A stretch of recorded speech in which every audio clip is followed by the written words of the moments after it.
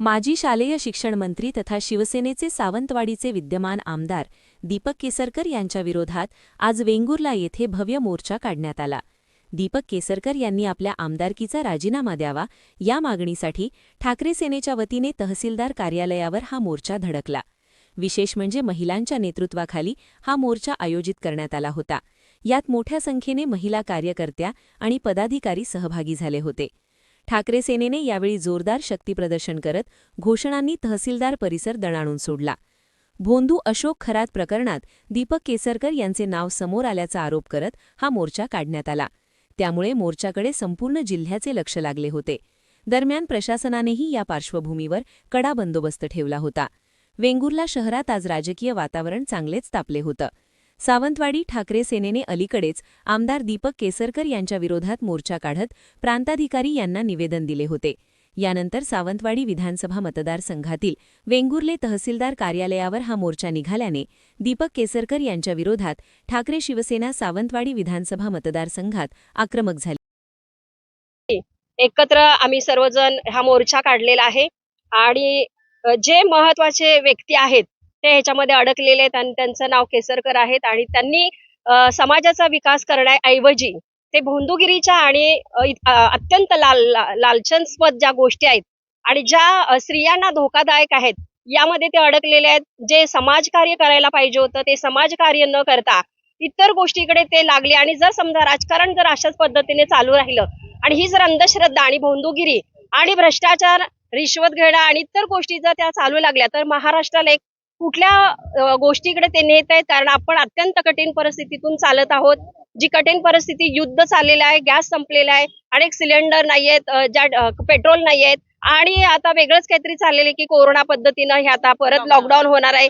कोरोनाचं जसं लॉकडाऊन झालं असं तर वेगळ्या पद्धतीनं लॉकडाऊन करणार आहेत। म्हणजे ह्यांना प्रगती करायची नाहीये। ज्या गोष्टीमध्ये प्रगती हवी आहे परंतु ती प्रगती न करता ते वेगळ्या मार्गाला विषय वेगळा नेत आहेत आणि विषय वेगळा ते विचार वेगळं करत। आमची मागणी जी आहे की केसरकर भाई जे आहेत त्यांनी राजीनामा द्यावा, लवकरात लवकर राजीनामा द्यावा। कारण ते जर चांगलं कार्य करत नसतील, जर व्यवस्थित जर समाजाकडे आणि जे अत्यंत गोरगरीब आहेत त्यांच्याकडे जर लक्ष देत नसतील आणि ह्या जर इतर गोष्टी जर ते जास्त लक्ष देत असतील आणि ह्यामध्ये जर अडकत असतील तर सर्वसामान्यांनी करायचं काय? मग त्यासाठी आमची मागणी आहे की त्यांनी राजीनामा द्यावा। वेंगुर्ला तालुक्याचा आमच्या मुलाबाळांना धोका आहे। ती मुलं बाळ कुठेही जाऊ शकत नाहीत, फिरू शकतच नाही ना। त्याच्यामुळे आम्हाला राजीनामा हवा आणि शालेय शिक्षण मंत्री असून पण ही मागणी म्हणजे हे मॅडम म्हणाले तसं त्यांनी राजीनामा द्यावा। कारण आम्हाला येणारी आता पिढी आहे ती सक्षम बनवायची आहे। कारण अशा जर भोंदूगिरीला आम्ही आळा नाही घातला ना तर आमची पिढी पण अशीच बसेल, यांच्यासारखीच बनेल आणि आम्ही मग बघायचं कोणाकडे, असा आमचा प्रश्न आहे। आमची सर्वांची, सगळ्या महिलांची एकच मागणी आहे की त्यांनी आता आमच्या पुढे असं म्हणजे राजीनामा देऊन आपण, नाहीतर आपण त्यांनी आम्हाला सिद्ध करावं काय तर मी असं नाही आहे म्हणून प्रूफ करायचं जर ते म्हणतात। जय भीम। लोकशाहीच्या आधारावर आम्ही जो आज मोर्चा काढलाय, मोर्चाचं मेन कारण आहे जे देशामध्ये, भारतामध्ये वेगवेगळ्या युद्ध चालू आहेत आणि युद्ध परिस्थितीला जो प्रश्न मेन डावलता, जो मेन प्रश्न उभा राहिला तो अंधश्रद्धेचा आणि यामध्ये सामील असणारे सर्व राजकीय पक्ष आणि त्यातले आपले सर्व राजकीय नेते आणि या राजकीय नेत्यांमध्ये कोकणवासियांचे आमदार दीपकभाई केसरकर यांचा देखील यामध्ये समावेश आढळून आलेला आहे। अशा अंधश्रद्धेला अशा नेत्यांनी बळी न पडता योग्य त्या समाजकार्याकडे किंवा आपल्या कोकणवासियांच्या विकासाकडे, स्पेशली मी म्हणते कोकणवासियांचा विकास, त्याच्याकडे लक्ष न देता त्या वेगळ्या कारणाकडे ते लक्ष देतात आणि अशा अंधश्रद्धेला बळी पडतात। आज योग्य त्या जे योग्य आमचे प्रश्न आहेत ते कडे सुटले जात नाहीयेत, नको त्या गोष्टीकडे जास्त लक्ष केंद्रित होते। जर अशी समस्या उद्भवली तर कोकणवासिया किंवा आपले भारतीय म्हणून ही समस्या अत्यंत धोकादायक असेल आणि यातून आपला कोणताही विकास होणार नाही। यातून आपण अंधश्रद्धेकडे पुन्हा वळले जाऊ आणि आपली पुन्हा एकदा अधोगतीच होईल। माझं सर्वांच्या वतीने अशी विनंती राहील की ज्या पदाला जो व्यक्ती लायक नाहीये त्या पदाचा त्यांच्याकडून भारत सरकारने राजीनामा घ्यावा आणि योग्य तो आम्हाला न्याय द्यावा आणि त्या पदास जी व्यक्ती योग्य नाहीये, शिक्षण मंत्री म्हणून नाही किंवा मंत्री कारभार सांभाळण्याचे योग्य नाही, तिचा तातडीने राजीनामा आमचे घ्यावा ही आमची नम्र विनंती. आता शालेय विद्यार्थी मोर्चाचे अध्यक्ष आणि इथे जमलेले शिवसेना पदाधिकारी आणि सर्व माझे वेंगुर्ला वासी यांच्या वतीने पुन्हा एकदा भारत सरकारला हीच विनंती करू इच्छिते की दीपक केसरकर यांचा योग्य तो राजीनामा घ्यावा आणि जे भोंदू खरात अशोक खरात यांची जी चर्चा चालू आहे त्या भोंदू बाबास योग्य ती कारवाई करावी आणि कठोर कारवाई करावी. यामुळे समाजात वावरणारी प्रत्येक स्त्री ही स्वाभिमानाने आणि सुरक्षिततेने वावरू शकते. हीच आमची विनंती राहील. पुन्हा एकदा अशोक खरात याचा निषेध असावा. सर्व पत्रकारांचे सर्वप्रथम मी आभार मानतो.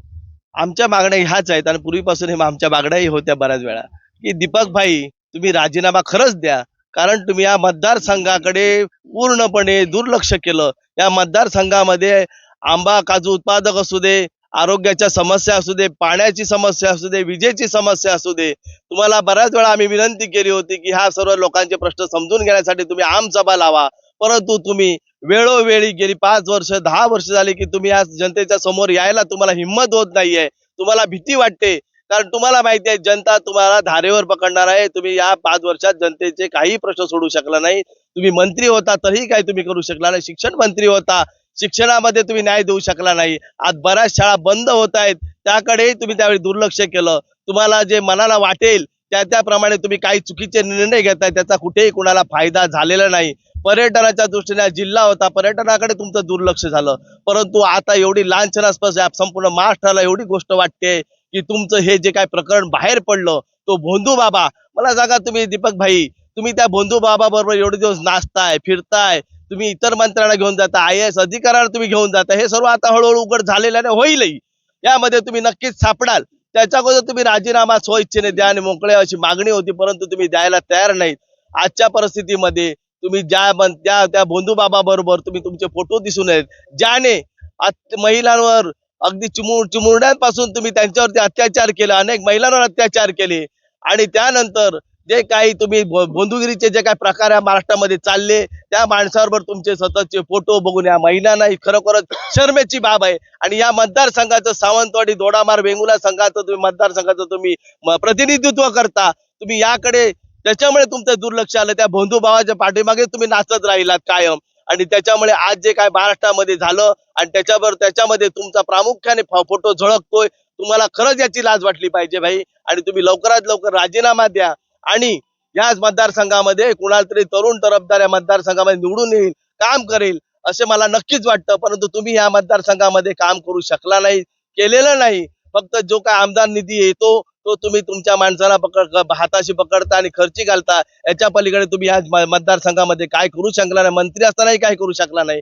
त्यामुळे भाई तुमचे सगळे जे घृणास्पद फोटो बघितल्यानंतर या संपूर्ण महाराष्ट्राला जेवढीच शर्मेची लाजेची बाब झाली, त्याच्याबरोबर या वेंगुर्ला तालुक्यातील आम्हाला महिलांना याला खरोखरच ही लांछनास्पद आणि घृणास्पद बाब झालेली आहे. त्यामुळे दीपक भाई तुम्ही राजीनामा देऊन या संपूर्ण या सावंतवाडी मतदारसंघातून मुक्ती घ्या, असं मी तुम्हाला जाहीर आवाहन या ठिकाणी करतो.